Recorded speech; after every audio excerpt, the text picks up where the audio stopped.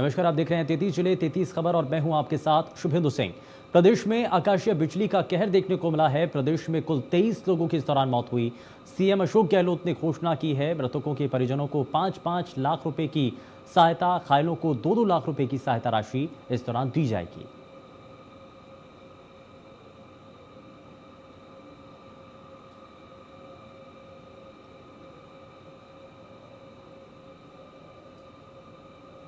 प्रदेश में कुदरत का कहर देखने को मिला। आकाशीय बिजली गिरने से अब तक 23 लोगों की मौत हो चुकी है, जबकि कई लोग गंभीर रूप से घायल हुए हैं और उनका इलाज जारी है। कुछ की हालत नाजुक बनी है। आंकड़ों की बात करें तो आमेर महल में घूमने आए पर्यटकों और आसपास के इलाकों के कुल मिलाकर के 16 लोगों की मौत हुई। वहीं कोटा में 4 बच्चों की मौत हुई है। धौलपुर में 3 मासूमों की मौत हुई। सवाई माधोपुर में 2 की मौत हुई। चाकूस में 1 लड़के और टोंक में 1 किसान की मौत हुई।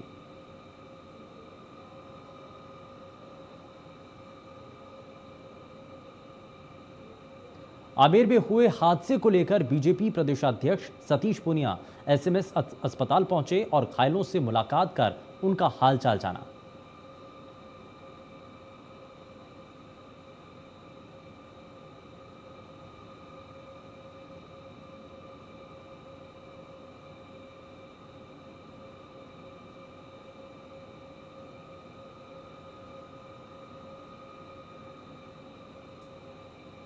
और जयपुर में निर्वाचित तीनों विधायकों ने शपथ ली है। राजसमंद विधायक दीप्ति माहेश्वरी ने शपथ ली। सहाड़ा विधायक गायत्री देवी ने शपथ ली। सुजानगढ़ विधायक मनोज मेघवाल ने शपथ ली। विधानसभा में ये शपथ ग्रहण समारोह हुआ।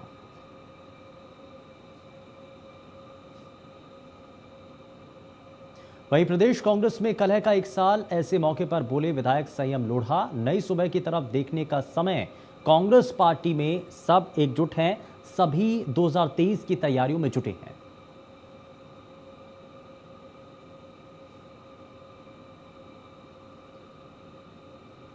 सलूंबर विधायक अमृतलाल मीणा को जेल सराड़ा कोर्ट ने जेल भेजने के निर्देश दिए हैं। सुप्रीम कोर्ट के आदेश पर सरेंडर हुए थे। फर्जी मार्कशीट से पत्नी को चुनाव लड़ाने का आरोप उनके ऊपर लगा था।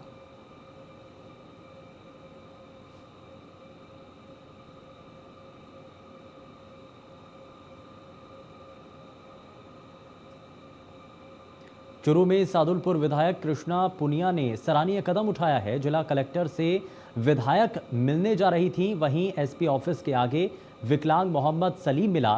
तभी कृष्णा पुनिया अपनी गाड़ी से उतरी और विकलांग से मिली। विकलांग ने अपनी समस्या विधायक पुनिया को बताई। विधायक पुनिया ने विकलांग को जल्द कार्रवाई करने का भरोसा दिया है।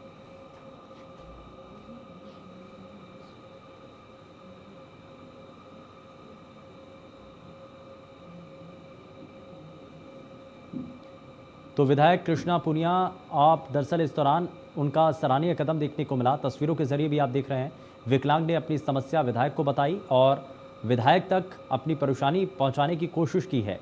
लेकिन इस दौरान विधायक मौके पर रुकती हैं और उस फरियादी की फरियाद को भी सुनती हैं और विधायक कृष्णा पुनिया का ये सराहनीय कदम माना जा रहा है।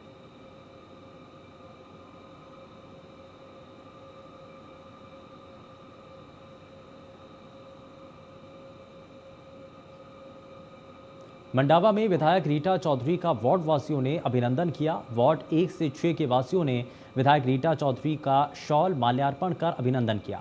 दशकों पुरानी समस्या हाई वोल्टेज लाइनों को शिफ्ट कराने पर जनता ने खुशी जाहिर की। वहीं विद्युत विभाग के 4थे फीडर का रीटा चौधरी ने फीता काटकर उद्घाटन किया।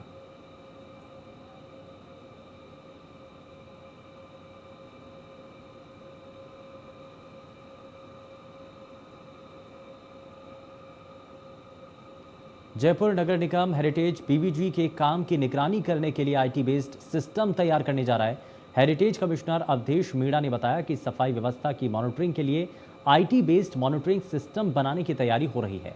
आईटी बेस्ड सिस्टम में मॉनिटरिंग के लिए डोर टू डोर कचरा कलेक्ट करने वाली गाड़ियों पर जीपीएस ट्रैकिंग सिस्टम और attendance monitoring, proper MIS report, साथ ही हर घर में कचरे की गाड़ी पहुंची है या नहीं, इसकी आईटी बेस्ड मॉनिटरिंग सिस्टम तैयार किया जा रहा है। इसके लिए अलग से इंजीनियर भी लगाए जाएंगे। डोर टू डोर कचरा संग्रहण कर रही बीवीजी कंपनी के भुगतान संबंधित वेरिफिकेशन के लिए भी आईटी बेस्ड सिस्टम काम में लिया जाएगा। आईटी बेस्ड मॉनिटरिंग सिस्टम के लिए टेंडर भी तैयार किया जा चुका है।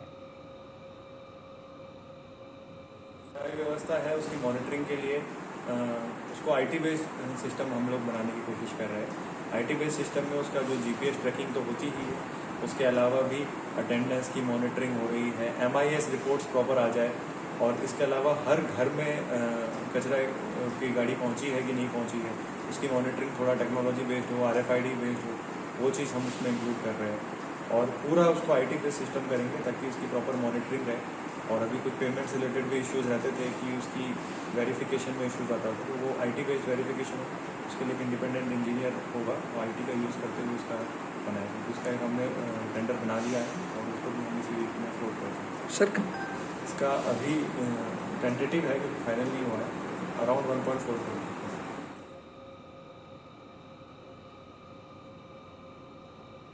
वहीं प्रदेश सरकार 2 अक्टूबर से प्रशासन शहरों के संग अभियान शुरू कर प्रदेशवासियों को बड़ी राहत देने की तैयारी में है। अभियान को लेकर जेडीए ने अपनी तैयारियां शुरू कर दी हैं। जेडीसी गौरव गोयल ने बताया कि जेडीए ने सभी जोनों में आवासीय योजना और पुराने बाजार जिनका नियमन नहीं हो पाया है, ऐसी सभी योजनाओं का टीम बनाकर सर्वे कराया जा रहा है। 2 अक्टूबर से पहले जेडीए अपनी तैयारी पूरी कर आयोजित शिविरों में पट्टे बांटे जाएंगे। 18 जोन्स हैं और 18 जोन्स में ऐसी कौन कौन सी स्कीम्स हैं, ऐसी कौन कौन सी आवासीय योजनाएं हैं, ऐसे कौन कौन से बाजार हैं जो पुराने बसे में हैं पर अभी तक नियमन नहीं हो पाए हैं, उनकी हमने तैयारी शुरू कर दी है। जहाँ 98 वो मोड होनी है, वो सर्वे कराने हैं, सर्वे टीम प्लान्स बनाना, तो ये सारा काम शुरू कर दिया है जिससे कि 2 अक्टूबर तक ये प्रिपरेशन हो जाए, लिस्टिंग कंप्लीट हो जाए, उनके प्रोसेसेस कंप्लीट हो जाए और कैंप में तत्काल नियमन और पट्टे जारी किए जा सकें। जयपुर में जेडीए की प्रवर्तन शाखा ने जोन पीआरएन साउथ, मान्यवास और मानसरोवर में कार्रवाई की और जयपुर में अलग अलग बने आवासीय अपार्टमेंट के स्ट्रीट पार्किंग क्षेत्रों में अवैध रूप से निर्माणाधीन 3 बीएचके और 2 बीएचके फ्लैट को ध्वस्त किया। मुख्य नियंत्रक प्रवर्तन रघुवीर सैनी के निर्देशन पर कार्रवाई की गई।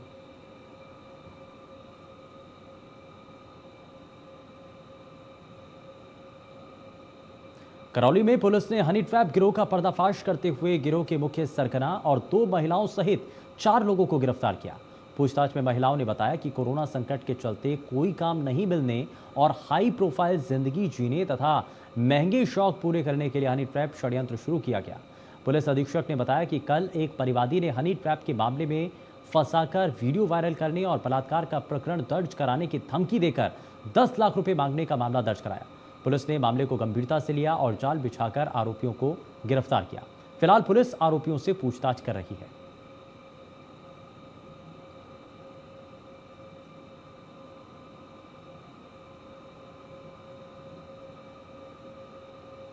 अजीतगढ़ में दुष्कर्म के मामले थमने का नाम नहीं ले रहे हैं। ऐसा ही एक मामला अजीतगढ़ थाना इलाके से सामने आया, जहां शौच करने गई युवती का अपहरण कर उसके साथ दुष्कर्म की घटना को अंजाम दिया गया। इस संबंध में पीड़ित ने 2 लोगों के खिलाफ नामजद मामला दर्ज कराया। डीएसपी गिरधारी लाल शर्मा ने बताया कि दर्ज रिपोर्ट में बताया गया कि पीड़िता अपने घर से शौच के लिए गई थी। रास्ते में उसे जबरन बाइक पर बैठाकर सुनसान इलाके में बने एक कमरे में ले गए और उसके साथ दुष्कर्म किया। फिलहाल पुलिस पूरे मामले की जांच में जुटी है।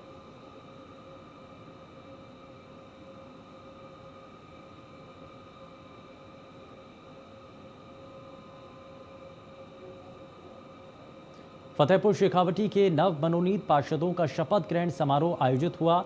मुख्य अतिथि विधायक हाकम अली ने कहा कि जनप्रतिनिधियों का सबसे पहला और असली धर्म सभी मिलकर शहर के विकास कार्यों में सहयोग करें। उन्होंने कहा कि राज्य सरकार ने बतौर विधायक की अनुशंसा पर अलग अलग वर्ग से 6 लोगों को पार्षद के रूप में मनोनीत किया। सभी सदस्य शहर के विकास के लिए पालिका की बैठकों में सुझाव और भागीदारी सुनिश्चित करेंगे। अध्यक्षता करते हुए पालिका अध्यक्ष ने कहा कि शहर का विकास सभी पार्षदों और शहरवासियों और जनप्रतिनिधियों का पहला मुख्य उद्देश्य है। सभी को साथ लेकर पूरे शहर में जनता की भावनाओं के अनुरूप विकास कार्य करवाए जा रहे हैं।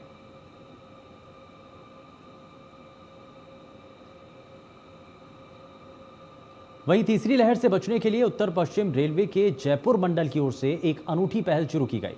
जयपुर मंडल ने अपने रेल कर्मचारियों के परिजनों को खास करके 18 साल से कम आयु के बच्चे पर होने वाले संक्रमण के असर की संभावना को देखते हुए उनकी जांच आदि के विशेष प्रबंध के लिए रेलवे कोविड अस्पताल शुरू किया। ये ट्रेन फतेहपुर शेखावटी पहुंची, जहां बच्चों और महिलाओं की जांच की गई। ट्रेन का फतेहपुर शेखावटी सहित अन्य स्टेशनों पर ठहराव किया गया। ट्रेन में रेलवे चिकित्सक, चिकित्सा कर्मियों के साथ अधिकारियों और अधीनस्थ कर्मचारियों को समन्वय के लिए तैनात किया गया।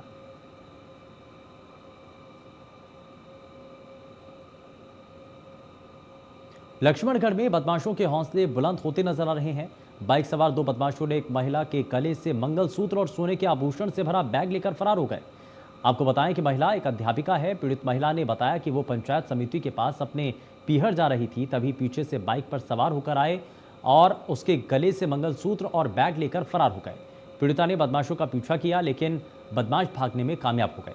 पीड़िता ने थाने में केस दर्ज कराया और पुलिस आरोपियों की तलाश में जुट गई है।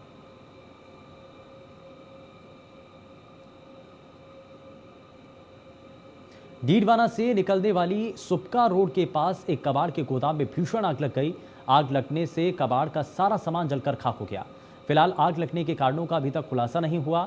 मामले की सूचना मिलते ही दमकल विभाग की गाड़ी मौके पर पहुंची और आग पर काबू पाया।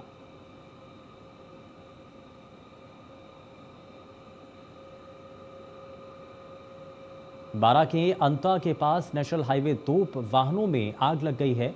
आपको बता दें कि ट्रॉले का टायर फटने से ट्रॉला साइड में खड़े कैप्सूल वाहन से टकरा गया और यह हादसा हुआ।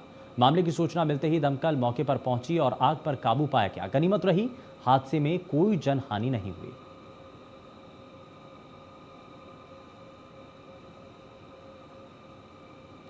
जयपुर के रेनवाल के दांता रामगढ़ रोड पर अमरावाली ढाड़ी में एक व्यक्ति ने मामूली कहासुनी में अपने पड़ोसी पर कटर से हमला कर दिया। हमले में पीड़ित गंभीर रूप से घायल हो गया। आपको बताएं कि पीड़ित के घर पर सीमेंट प्लास्टर का काम चल रहा था और थोड़ा प्लास्टर उसके पड़ोसी के घर की ओर आ गया और इसी बात को लेकर के तू-तू मैं शुरू हो गई और तभी दूसरे पक्ष के लोगों ने पीड़ित पर धारदार कटर से हमला कर दिया। फिलहाल घायल का इलाज जारी है।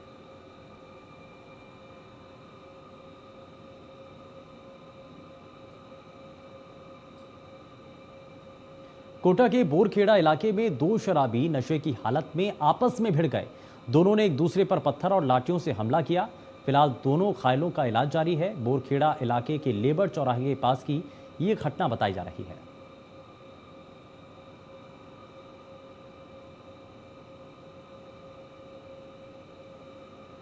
प्रदेश से आए दिन सड़क हादसों की खबरें सामने आती रहती हैं। हम अब आपको प्रदेश के वो तस्वीरें दिखाने जा रहे हैं जिसमें कुचामन सिटी और पिकअप पलटने से 2 लोगों की मौत हो गई।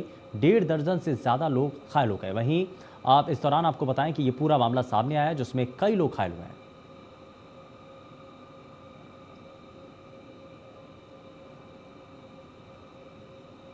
जैसलमेर से बाड़मेर और जैसलमेर से जोधपुर की ओर जाने वाली मुख्य मार्गों को लेकर 14 करोड़ का प्रोजेक्ट अटका हुआ है। यूआईटी द्वारा दोनों मार्गों के विस्तारीकरण को स्वीकृति मिल चुकी है। आपको बताया कि नगर परिषद, बीएसएनएल, डिस्कॉम और जलदाय विभाग एनओसी नहीं दे रहा है।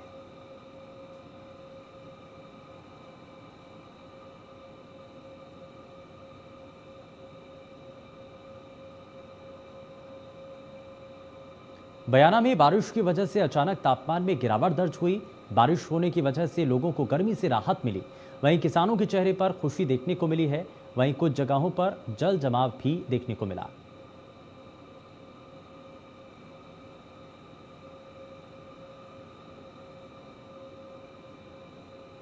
बीजेपी प्रवक्ता गौरव भाटिया ने स्वर्गीय शीशराम ओला के खिलाफ अभद्र टिप्पणी की थी और इसको लेकर के चोमू आमेर जाट समाज समिति के अध्यक्ष सुरेश शेरावत के नेतृत्व में समिति के लोगों ने नगर पालिका के सामने गौरव भाटिया का पुतला जताकर विरोध जाहिर किया।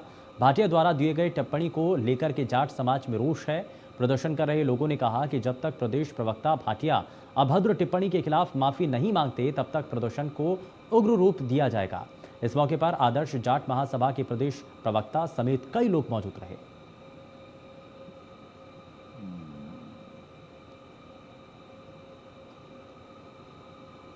कोटपुतली में उपखंड अधिकारी और वकीलों के बीच विवाद थमने का नाम नहीं ले रहा है। वकीलों ने एसडीएम सुनीता मीणा के तबादले की मांग को लेकर शहर में रैली निकाली और एसडीएम पर भ्रष्टाचार का आरोप लगाया। वकीलों का आरोप है कि एसडीएम मीणा वकीलों से अभद्र व्यवहार करती है और भ्रष्टाचार में लिप्त है और इसकी एसीबी से जांच होनी चाहिए। एसडीएम के तबादले की मांग पर अड़े वकीलों ने कार्य बहिष्कार किया और 1 सप्ताह से लगातार अनिश्चितकालीन धरने पर बैठे हैं।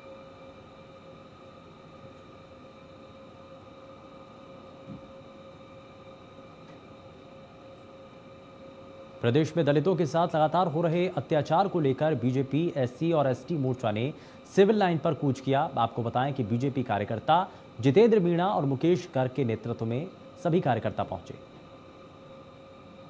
बीजेपी कार्यकर्ता दरअसल इस दौरान पहुंचे और एससी एसटी समाज के लोगों को अधिकार मिल सके, उनके साथ जो शोषण हो रहा है उस सभी चीज़ों को लेकर के आवाज़ उठाई गई। बीजेपी, एससी और एसटी मोर्चे का इस दौरान सिविल लाइंस की तरफ कूच हुआ। ये तस्वीरें आप देख रहे हैं और साथ ही साथ इसमें कार्यकर्ता बढ़ चढ़ कर के शामिल हुए।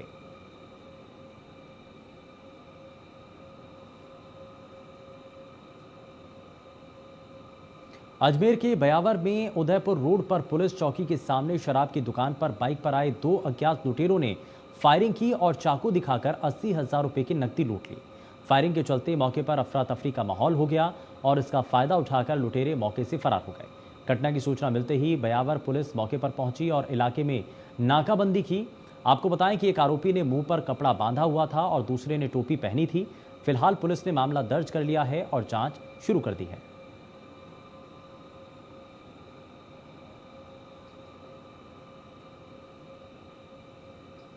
झुंझुनू के उदयपुर वाटी में तोड़फोड़ और मारपीट मामले ने तूल पकड़ लिया है। मामले की सूचना पर ग्रामीण मौके पर पहुंचे और पुलिस पर आरोप लगाया कि पुलिस ने अपना नंबर बनाने के चक्कर में निर्दोष लोगों को गिरफ्तार किया। मामला उदयपुर वाटी के बारवा गांव का बताया जा रहा है। तो निर्दोष लोगों को गिरफ्तार करने का ये आरोप लग रहा है और पुलिस के ऊपर ये गंभीर आरोप लगाया गया।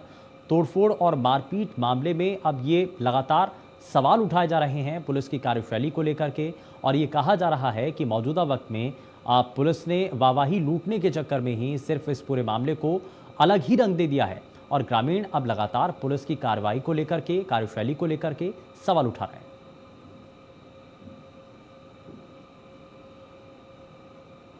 कोटा में जिला कलेक्टर उज्जवल राठौर और पुलिस अधीक्षक ग्रामीण शरद चौधरी ने कनवास के ग्राम करड़ा में आकाशीय बिजली गिरने से मृतक बच्चों के परिवारों के घर जाकर परिजनों को सांत्वना दी।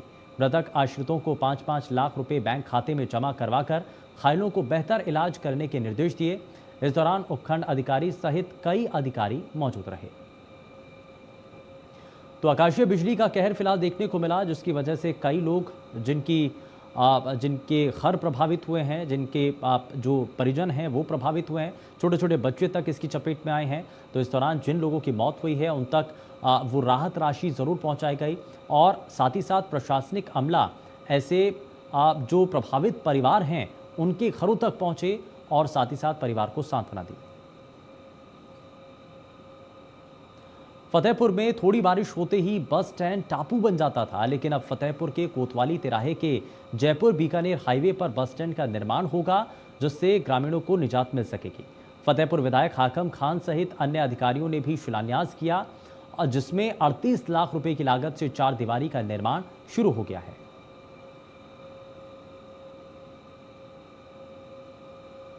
तो ये तस्वीरें आप देख रहे हैं, दरअसल बस स्टैंड आपकी सामने जिस तरीके से जलभराव रहता था और इसकी वजह से आम जनता को परेशानियां होती थी, इसको लेकर के लगातार जनता की तरफ से मांग उठाई जाती रही, अपने जनप्रतिनिधि तक अपनी बातों को पहुंचाया जाता रहा, जिसके बाद अब ये सुधार किया गया है और ग्रामीणों को अब इस जलभराव की वजह से निजात मिल सकेगी। बस स्टैंड का 4 दीवार निर्माण कार्य का इस दौरान शिलान्यास किया गया।